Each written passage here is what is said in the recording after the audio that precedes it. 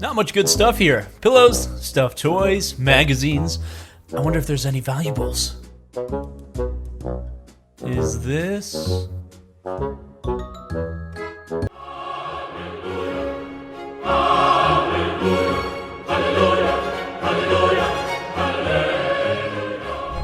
Hey there fans, welcome to another one of my awesome videos. Today I'll be talking about Project Zomboid and how to defend your base well. As any longtime player of this game can tell you, death is frequent and to be expected. If you get killed, learn from it and take that knowledge into your next game. That said, I'll try to give you guys a head start and provide some tips on defending against the brain-eating hordes so you can die less. Before we dive in, don't forget to throw a thumbs up at this video and subscribe to my channel too. Alright, let's go.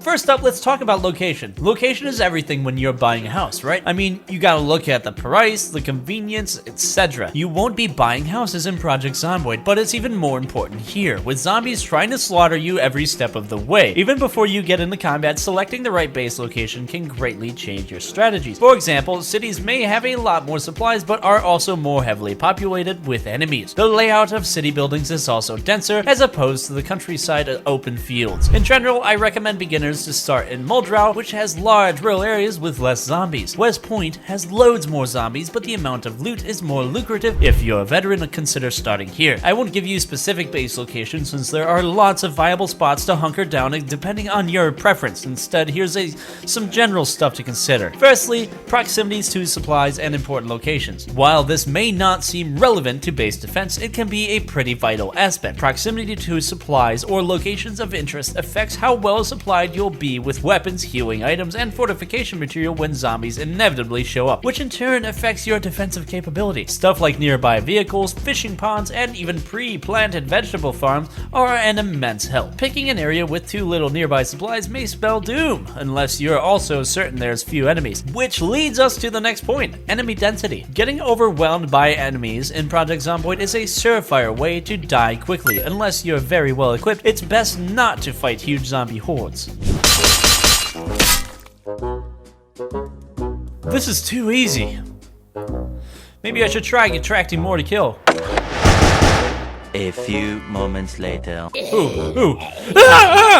As mentioned earlier, the density of enemies tends to vary by location. Generally, you'll find lots more zombies hanging around the city, warehouses, and shops, while the horde is thinner in the remote locations. Of course, this is balanced by the amount of supplies you can find in those locations. High risk, high reward. If you're sufficiently equipped, it might be worth considering taking on the challenge. Next, let's talk about selecting a base location based on how well it can be fortified. Different buildings offer different benefits and may be easier or harder to fortify. For example, you may want a large warehouse to store loads of supplies. That's great, but the space around it could be wide open, which allows zombies to come from any direction. Or maybe you're thinking of a walled compound with a small choke point, or a house in the woods, or well, there's loads of options with the best choice depending on your playstyle. In general though, bases with natural choke points or pre-existing barriers like fences are ideal since you'll have less building to do.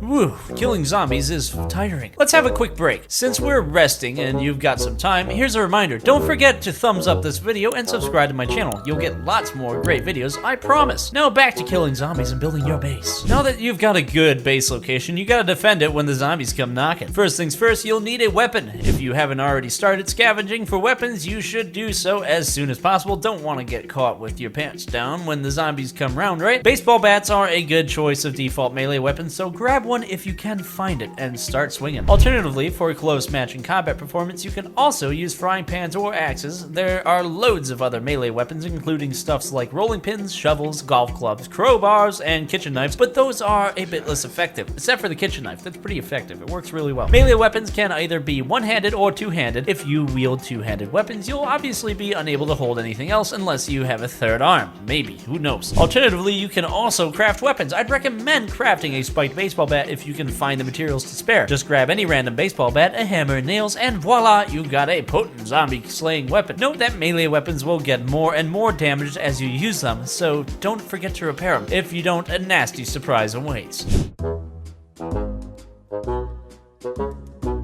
Should I repair it? Nah, it'll last. Besides, I want to find a better one anyway. 1 hour later.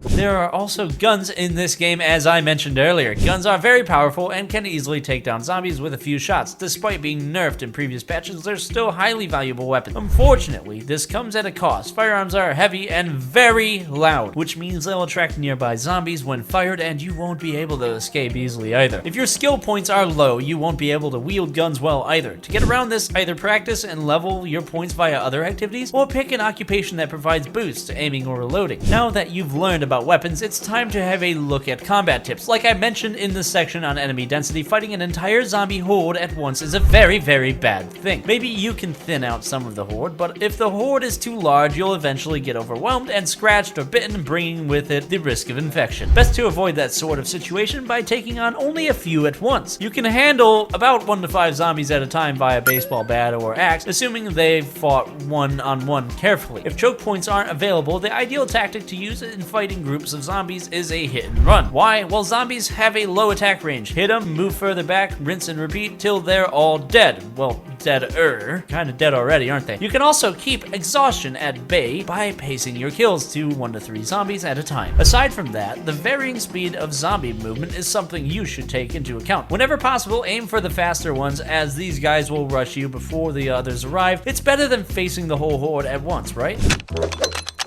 Oh hey, before we continue, here's another reminder. If you got any comments or feedback, feel free to drop them below. You can ask any questions or just chat too. I don't mind. Don't be shy, alright? But remember, don't forget, you gotta remember to do it. When defending your base, it's always good to be aware of its layout as well as any nearby building or terrain features so you can use them to your advantage. For example, creating bottlenecks, which I've already mentioned in passing. You can use the corners of buildings, of open windows and open doorways to create bottlenecks which allow you to a few enemies in. This allows you to thin out the zombie horde and fight less of them at a time. So, better survivability chances for you, I'd say. Aside from that, when fighting a group, don't try to immediately dispatch enemies you've knocked down while other enemies are still incoming. It's a bad idea. A knockdown zombie will take a moment to get up, so you can use that window of time to knock down other zombies. Bear in mind that some zombies crawl on the ground, whether they spawn in that state or because they don't get back up from being knocked down. Crawlers cannot be stunned or knocked down any further from non-fatal blows. Since they resist stuns, ideally you shouldn't fight them head on, since it's very likely one will injure and possibly infect you. Instead, run around the crawler to its back. Crawlers have to slowly turn their bodies 180 degrees to attack you, so you can take advantage of that and hit them freely. The whole point of defending your base is so your PC player character doesn't get injured or die. That being said, injuries and other issues like diseases or hunger are inevitable in this game and may play a role in affecting your base defense. If you ever get injured, it's important to quickly patch yourself up so you don't bleed to death. Ideally, you'd use scavenge bandages to do so, but rip sheets can also work in a pinch. You may also develop an infection, not necessarily with the zombie virus, in which case remember to eat enough food so your body can recover lost HP.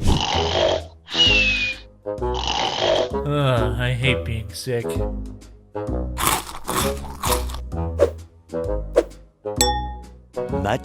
Much later.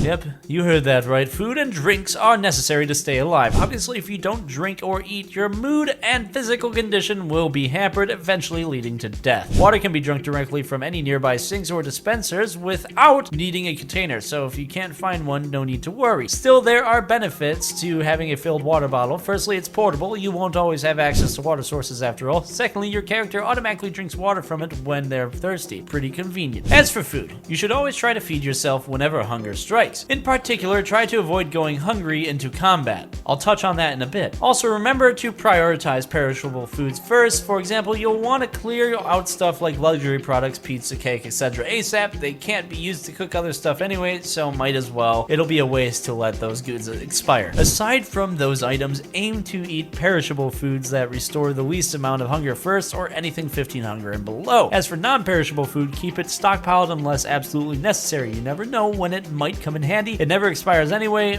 so no harm keeping a big stockpile. Hunger can be very debilitating after all, with a lot of negative effects on your character that carry over into base defense. It can affect everything from your mood to your combat stats and proficiency. This includes reduced strength, which may cause some problems in melee combat. Rest is also important whenever possible. Try to get a good night's sleep so your visibility is maximized during daytime. Tiredness can cause reduced awareness and a smaller vision cone. This may lead to you being ambushed unexpectedly by nearby zombies when you would normally spot them, which sucks. Sucks a lot. That's about it for my Project Zomboid base defense guide. I hope it's been helpful for you and that you'll die less often. Still, dying in this game is inevitable, so don't get too down. If you do die, just pick yourself up and keep trying new strategies. That's part of the fun of Project Zomboid. To be honest, you die and rise again and to fight. Come to think of it, maybe we're the zombies.